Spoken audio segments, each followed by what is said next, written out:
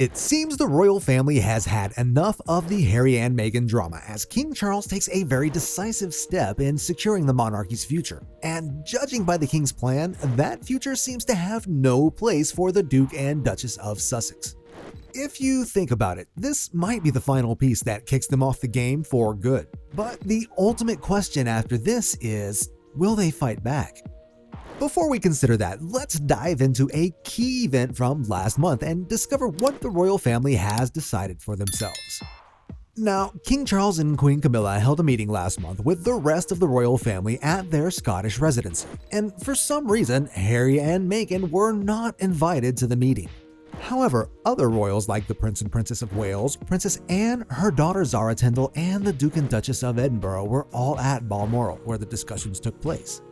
This was confirmed by news outlets privy to details from the meeting and has left many people wondering why the king would do such a thing. But the answer isn't far at all, because according to what the king discussed, it became obvious why both of them were not invited for the meeting.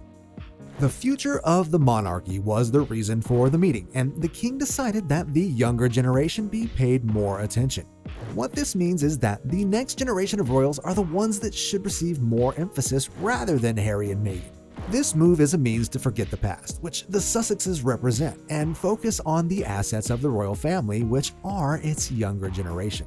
An insider specifically reported to news outlets that King Charles is very aware that the younger generation is the future of the monarchy, and his focus is to ensure that its legacy remains once he is gone, and that can be secured in the Wales era. If you're wondering why this is so important, well, it's because with times changing fast, the monarchy has to adapt for it to remain relevant and not lose power like most of the monarchies from the past. And this is one of the key responsibilities of the King of England. However, the king also considered certain structural adjustments to back up his plan. These adjustments included creating unofficial roles for the likes of Princesses Beatrice and Eugenie, as well as Lady Louise Windsor, her brother James Wessex, and the Tyndall children. All of these were considered by the king, although he still maintained importance on the direct line of succession and highlighted the need for proper representation of royal family members. So, while Harry and Meghan may value their personal goals more than the reputation of the royal household, King Charles is deciding to do the opposite. With the creation of unofficial roles, the royal family's future isn't just abandoned to the Wales family, but it will become a shared responsibility with other royals, especially those who hold a visible profile in the country and worldwide. The royal family is beginning to understand that they need a brand to maintain good public perception, which seems to be a foreign concept for Prince Harry and his wife. But this new development shouldn't really be seen as a clapback to the Duke and Duchess of Sussex. The prince is also at risk of losing his position as fifth in line to the throne after renouncing his British residency in April. This move not only signified Harry's disloyalty to the royal family, it also inspired distrust for him and his wife. Prince Harry clearly announced that his new home is the United States and also relinquished his royal duties. He did this as part of his attempt to be financially free and operate an independent business outside the royal family. So he moved to Montecito, California with his wife and children, Prince Archie and Princess Lilibet. Harry claimed to have been received warmly in the US by their community in Santa Barbara, where he said in an interview that home for me now, for the time being, is in the States. Meanwhile, the Crown evicted Harry from his home in the UK called Frogmore Cottage. The house was a wedding gift to him from his grandmother, the late Queen Elizabeth II. But after his recent decisions, the property had to be taken from him. And since there's been no improvement on his part to set things straight with the royal household, the Crown has no choice but to make decisions that keep Harry and Meghan out of the affairs of the firm.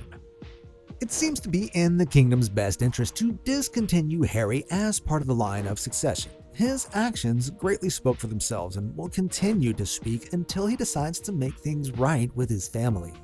As of now, there's been no response from the couple regarding the discussions held by the royal family, but with time, they might share their thoughts and let us know how they feel about the arrangements. Meghan may not be particularly thrilled with this sort of arrangement, seeing how she desperately likes to hold on to her titles. Unfortunately, the people who might suffer some collateral damage due to recent happenings are the couple's children, Prince Archie and Princess Lilibet. Although the children are still very young, the possibility of their father's removal from the line of succession may affect their future. They're too young right now to pick a side, but it seems like Harry and Meghan are willing to risk future complications to satisfy their desires for the now. Their children might suffer the risk of being seen as outcasts, despite coming from such a prestigious household as the royal family. On the outside, Harry and Meghan claim they want their children to live normal lives, but can they ever live normal lives with all the controversy surrounding their parents? And how does getting cut off from your own family make a child's life normal? On the other hand, the royal family has tried to put up with Harry and Meghan's demands and inappropriate public behaviors for years. The late Queen Elizabeth II insisted when she was still alive that they continued to receive protection even after denouncing their royal duties. In her own words, the Queen said that, given the Duke's public profile by virtue of being born into the royal family, his military service, the Duchess's own independent profile, and the well-documented history of targeting the Sussex family by extremists, it is imperative that the family continues to be provided with effective security. And of course, this was a proactive decision on the late Queen's part because they are still important people because of their royal bloodline. Even though she was hurt and tired of their incessant actions causing a rift in the royal family, which Harry believes, by the way, is totally the media's fault. Her generosity extended even as far as allowing them to attend certain occasions and associate with her on certain grounds. A source from the palace reported that, in regard to their Commonwealth patronages, although the Duke and Duchess of Sussex will not be formally representing Her Majesty, they will be undertaking work that is closely associated with Her Majesty and which may appear to the public eye to be very similar to now. Of course, a number of these patronages have been granted to them by Her Majesty, which they will continue actively to fulfill. Her Majesty may from time to time invite the Duke and Duchess of Sussex to attend national royal occasions in their private capacity. And Her Majesty is likely to invite the Duke and Duchess of Sussex to participate in family events in keeping with other non-working members of the family. But that is history now, because things have continued to grow worse between the couple and the royal family.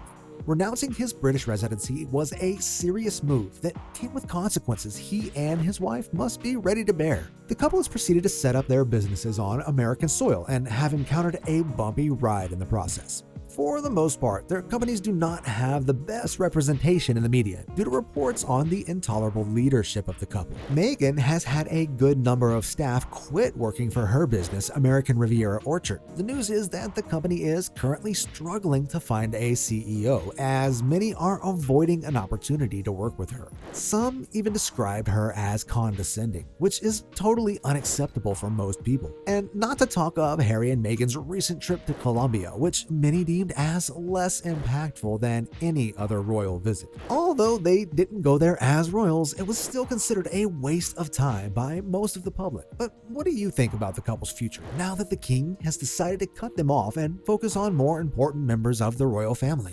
Let us know in the comments. And don't forget to hit the like and subscribe buttons if you enjoyed this video and would love to see more stories.